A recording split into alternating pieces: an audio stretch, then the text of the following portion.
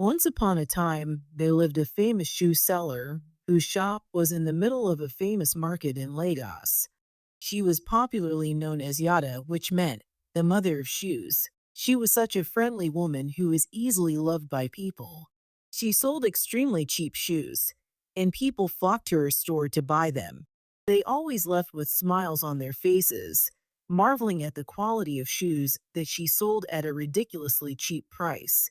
Other shoe sellers in the market grumbled, unable to understand how she managed to sell at such low prices without running at a loss. Some whispered that she must have illegal suppliers. Others suggested she was using her business to launder money. But Yada simply laughed and continued her business as usual. Unknown to everyone, Yada had a secret hidden behind her warm smile and kind words. Her shoes were not just ordinary shoes. They did something to each wearer that no one could ever imagine. When the market closed each day, she would retreat to a small room at the back of her shop where, by candlelight, she would work with strange tools and materials, chanting in an ancient language as she crafted shoes that looked ordinary but were embedded with dark magic. Feed, she would whisper to each completed pair. Feed and bring back to me what I am owed. One hot afternoon, a man named Dio brought his pregnant wife to Yada's store to buy some shoes.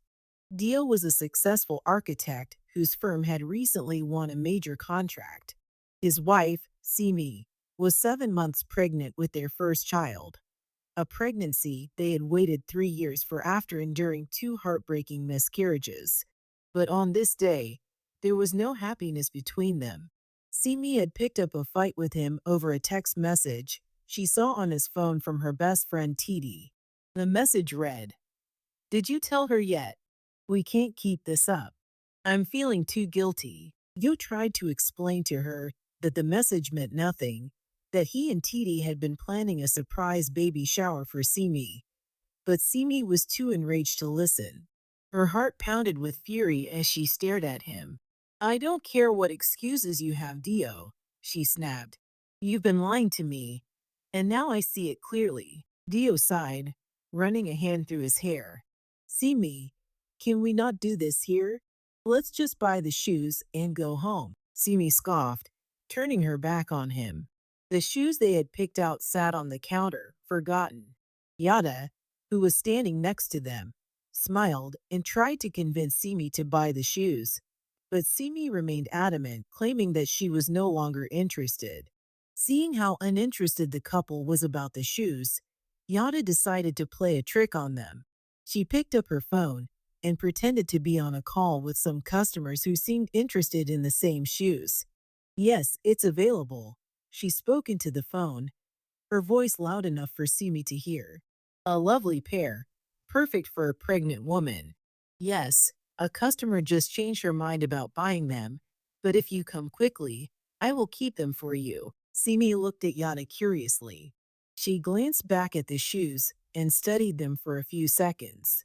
She had already decided to let them go, but something about Yada's words made her assume that if someone else was rushing to buy the shoes, then maybe they were really valuable. So Simi decided to take the shoes for herself. Dio, noticing her hesitation, sighed and pulled out his wallet. "Fine, let's just buy them and go home," he said, paying for the shoes Simi had picked as well as a second pair that he thought would suit him. Yada smiled sweetly as she wrapped the shoes in brown paper bags. "You made the right choice, my children," she said to them as she handed the bags to Simi, who simply took them and walked away. The drive home was silent and tense as Simi sat next to her husband in the car, her arms folded as she stared out the window. Simi was fuming in anger because of the message she saw on Dio's phone, and the last thing she wanted was to have a conversation with him. Dio, sensing how moody she was, focused on the road, gripping the steering wheel tightly as he drove. A few minutes later, they arrived at their home, and Simi was not in the mood to speak to her husband. She walked into the house, ignoring him completely as she headed straight for their bedroom. Simi dropped the bag of shoes in their wardrobe as she proceeded to grab some food in the kitchen. She spent hours cooking, whipping up jollof rice, plantains, and pepper soup, Dio's favorite. Cooking had always been therapeutic for her, a way to process her emotions. Suddenly, she heard a loud scream coming from upstairs. Simi, holding her pregnant belly, rushed up the stairs in panic. She arrived at the bedroom and found her husband fast asleep on their bed. Simi could not understand what had just happened. She stared at Dio, who seemed to be sleeping peacefully. She wondered if it was her imagination. She knew she had heard the scream, but seeing Dio asleep made her question if what she had heard was real.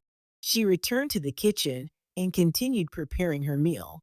Moments later, she was done, and she served Dio his food, expecting him to eat. But Dio did not care for her food.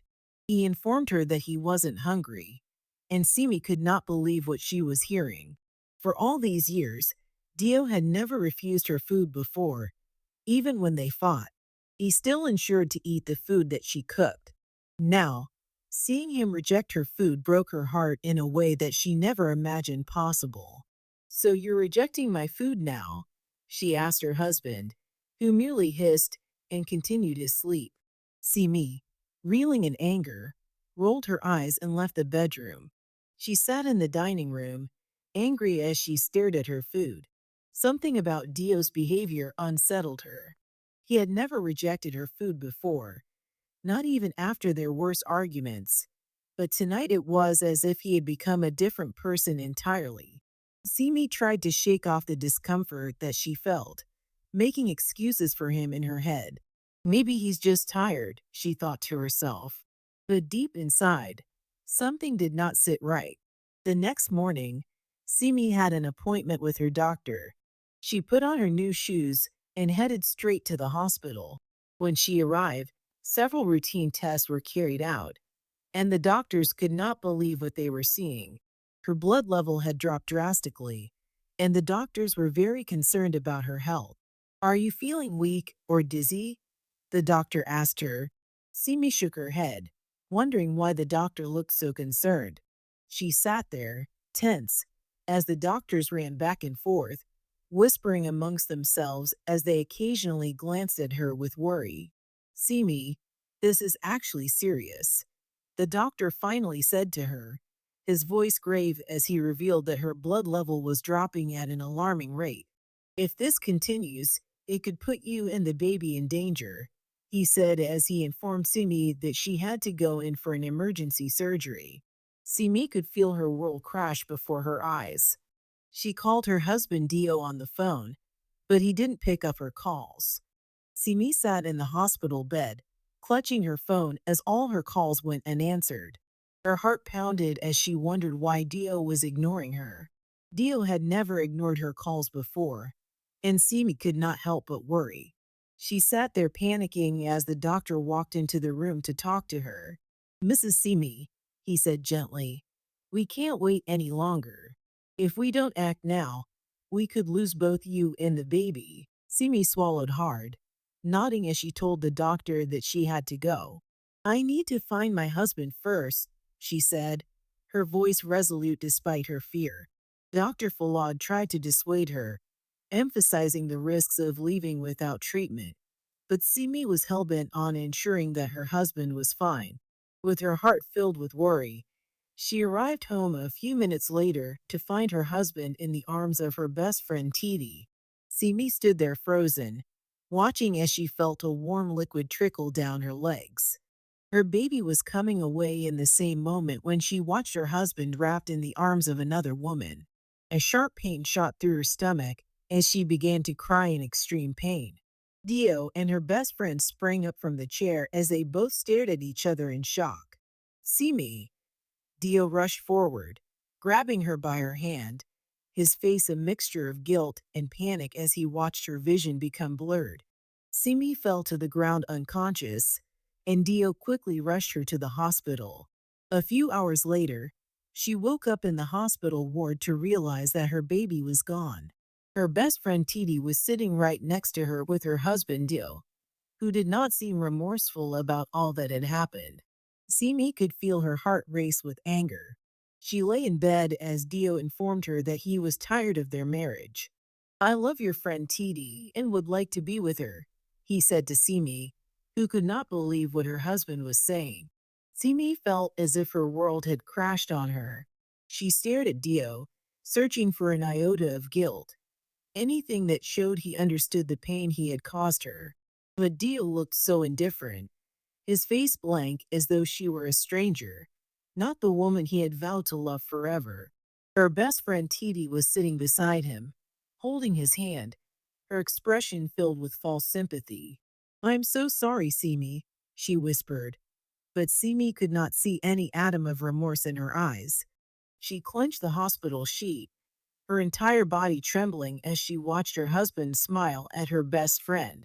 Her baby was gone. Her marriage was gone. The life she had once built, the love she had sacrificed for, it had all been ripped away right from under her nose. The doctor walked in at that moment to reveal to her that she needed someone to care for her. Simi turned to her husband Dio, who informed her that he would be too busy. You can still stay at the house, but don't bank on me to care for you, he said. I am so busy. As Simi lay in the hospital bed, something inside of her shattered completely. The betrayal, the pain, the loss, it all came crashing down at once. With trembling hands, she dialed a number she never thought she would, and after several rings, a familiar voice answered and asked if she was fine. I need your help, mother, Simi said to her stepmother as she burst into tears. For all these years, Simi had kept her distance from her stepmother. She believed she was a wicked woman who never truly cared for her well-being. After her father died when Simi was 15, her relationship with Mama Ojo had been strained at best. Simi had resented this woman who had taken her mother's place, convinced she had married her father for his modest wealth. But in that moment, as she lay broken and helpless in the hospital bed, she had no one else to turn to. Her stepmother, Mama Ojo, arrived at the hospital shortly after receiving her call. Her eyes were full of concern as she caught sight of Simi, who burst into tears again upon seeing her. What happened, Simi? She asked as Simi narrated the whole story to her. The shoe shop, the argument with Dio, his strange behavior afterward, finding him with Titi, losing the baby. The words poured out of her like a flood, all the pain and confusion of the past days spilling over as Mama Ojo listened in silence. Mama Ojo did not speak immediately. Instead, she sat down and took Simi's hands into hers. It was a small gesture, but it was enough to break the wall Simi had built around her heart. Days passed, and Simi was discharged from the hospital. She arrived home with her stepmother, who cared for her and ensured that she regained her strength.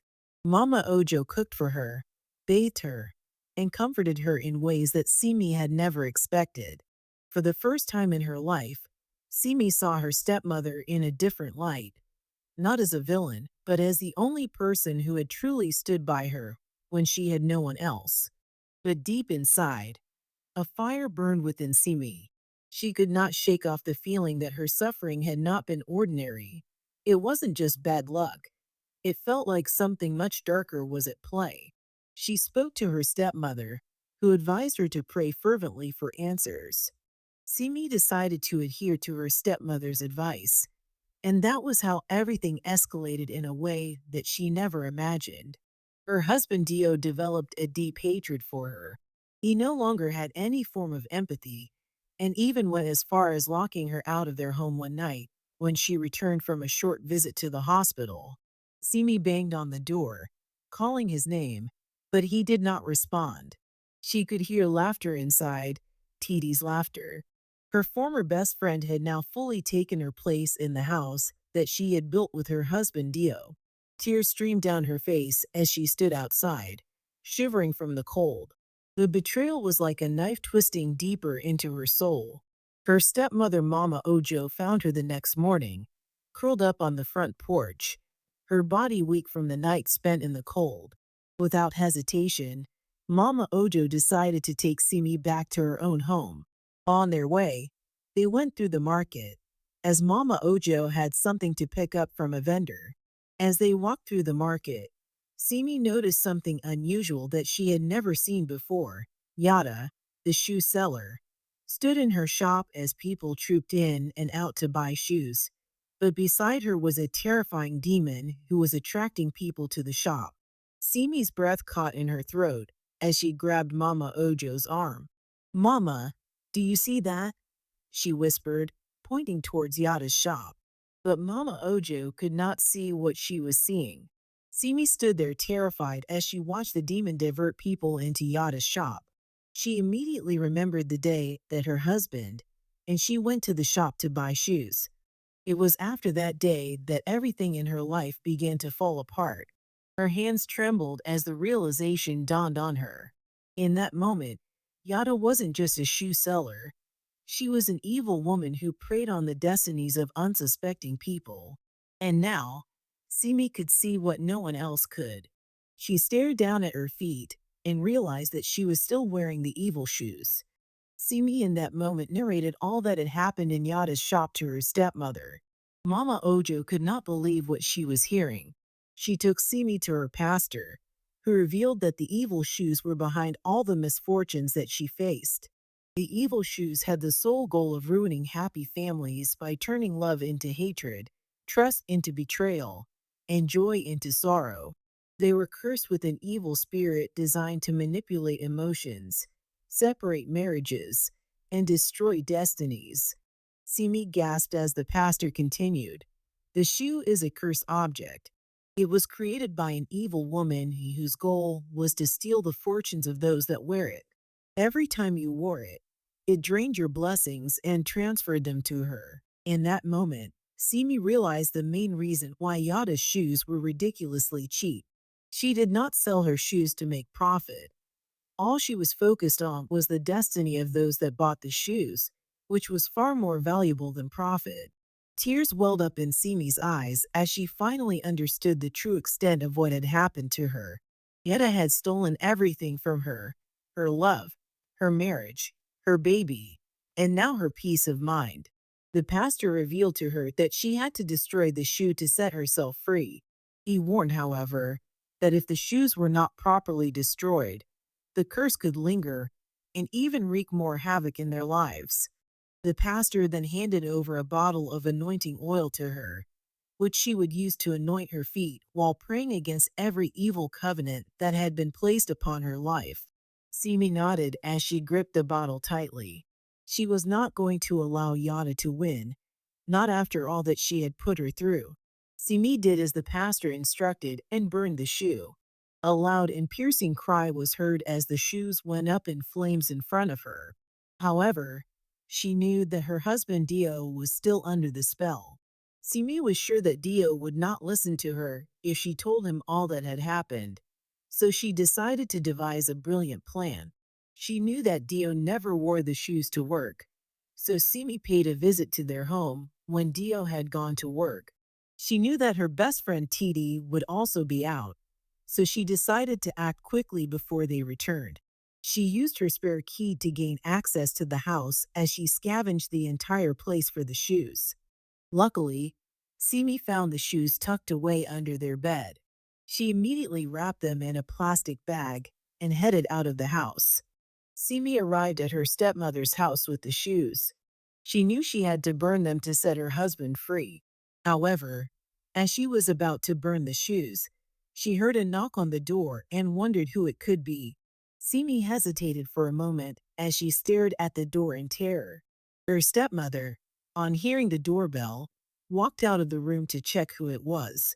She opened the door, and lo and behold, Yada, the evil shoe seller, was standing there, fuming in anger. "Where is she?" she asked angrily as Mama Ojo asked her what she was doing in her home. "I'm not here for you. I'm here for the girl," she said with a voice that was so menacing that it sent shivers down Mama Ojo's spine. However, Mama Ojo did not budge. She squared her shoulders and stood firm, blocking the doorway. "You have no business here, Yada. Leave before I do something that you will regret." Yada let out a chilling laugh. her voice echoing through the house like a whisper from the grave. Do something I'll regret, she sneered. You're a foolish old woman standing in the way of something far greater than you can comprehend. Mama Ojo, unfazed, tightened her grip on the door frame. I know who you are now, a thief, a devourer of destinies and happiness. You may have succeeded with others, but not my daughter, not under my watch. Yada's face darkened, her warm demeanor vanishing entirely. Her eyes gleamed with something unnatural. The girl has taken something from me, and I have come to reclaim it. Inside, Simi clutched the cursed shoes tightly as her hands trembled. She knew she had to act fast. If Yada had come for her, it meant she was afraid. It meant the curse was already weakening. Simi ran to the fire pit behind the house and grabbed the bottle of anointing oil. She doused the shoes completely in the oil, murmuring the prayers the pastor had given to her. The moment the oil touched the cursed leather, a horrific scream erupted from the shoes. They twisted unnaturally in her hands, as if something inside was fighting to escape. Outside, Yada screamed for Simi to be stopped. Her voice no longer human.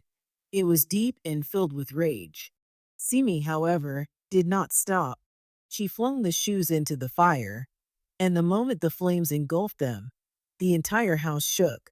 A dark smoke erupted from the shoes, twisting into an unnatural form. The room turned ice cold as the evil entity that had been living inside the shoes was forced out. Outside, Yada let out a blood-curdling scream, clutching her chest in pain. Her body convulsed as her hands clawed at her skin, as if something was being ripped from her. Simi and Mama Ojo watched in horror as Yada's body began to decay before their eyes. Her once smooth skin turned gray, her eyes rolled back, and she collapsed to the ground, turning to dust. Just like that, Yada was gone. The silence that followed was deafening as Simi and her stepmother stood there frozen, staring at the pile of dust where Yada's body had once stood. A cold wind blew past them, scattering the ashes into the air. Dio, however, was having dinner with Titi when the curse was broken. His eyes opened in shock as he wondered what he was doing with Titi. Where is my wife? He asked Titi, who sat there confused to hear such a question from him. What kind of a useless question is that? She asked Dio, who immediately grabbed his phone to call his wife. Titi had never been this confused in her entire life. She thought Dio loved her deeply, not knowing that he was under a spell that was now broken. Dio's hands trembled as he dialed Simi's number. He had no idea why he had abandoned his wife, why he had betrayed her, why he had felt such an unnatural attachment to Titi. It was as though a fog had been lifted from his mind, and suddenly he could see everything clearly. The phone rang, and Simi, still standing in her stepmother's living room, stared at the screen of her phone in shock. Her heart pounded as she picked up the phone. Dio's shaky voice came through the line. Simi, he said, his words failing him. I don't know what happened. I swear I don't know how I let it happen. Please just tell me where you are. Please. Simi closed her eyes. She could hear the desperation in his voice, but was it enough? You left me, she said softly. You left me when I needed you the most. I know, he whispered, and I will spend the rest of my life making it up to you, if you let me. Titi suddenly snatched the phone from Dio's hand. Dio, what is the meaning of this? I thought you loved me. But Dio did not even look at her. His eyes were filled with regret, his hand shaking as he took the phone back. Simi, please. His voice broke. I need to see you. Simi was silent for a long time before she spoke. You were under a spell, Dio. The shoe seller, Yada, used her cursed shoes to ruin our lives. Everything that happened, your betrayal, my suffering, the loss of our child, was all because of her evil spell. What? Yada, the shoe seller? Yes. Simi's voice was steady, but filled with pain. I destroyed the cursed shoes, and the moment I did, the spell over you was broken. Dio apologized to Simi for all that he did. He assured her that his feelings for Titi were not real. Titi, on hearing this, broke down in tears. Her face turned pale as reality dawned on her. The love she thought was real, the affection she believed Dio had for her, it was all a lie, a manipulation caused by the cursed shoes. She had betrayed her best friend for nothing. She grabbed Dio's hand and pleaded with him not to do this to her. You love me. We were happy together, she said, desperation dripping from her voice. Dio slowly pulled his arm away, shaking his head. I don't love you, Titi. I don't even know why I ever thought I did, he said to Titi, who broke down in tears and began to sob. Titi's knees buckled as she collapsed into a chair. She had lost everything, her best friend, the man she thought loved her, and most of all, her dignity. So Titi packed up her bags and left, knowing that she was fighting a lost battle. Dio, however, did not expect Simi to take him back immediately. He knew that he had to earn her trust again. For weeks, he showed up at Mama Ojo's house, offering his help, pleading for another chance, proving to her in every possible way that he regretted everything that had happened. Simi, despite everything, still loved him, but she was no longer the naive woman she had once been. She made Dio work for her forgiveness, setting clear boundaries. She needed to see that he was sincere, that he was willing to make things right not just with words, but with actions. And truly, Dio did so. Months passed, and their bond grew stronger. The wounds were still there, but they slowly began to heal together. They mourned their lost child, and together they found comfort in each other again. The lesson to be learned from this story is that not every bargain is a blessing. The allure of cheap, high quality shoes blinded people to the hidden danger behind them, and this serves as a reminder that when something seems too good to be true, it often is.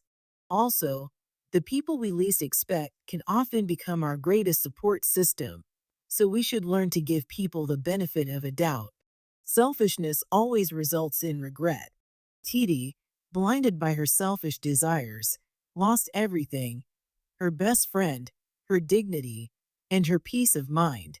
Betrayal may seem rewarding in the short term, but it always leads to pain in the end. Another key lesson from this story is that evil thrives in ignorance.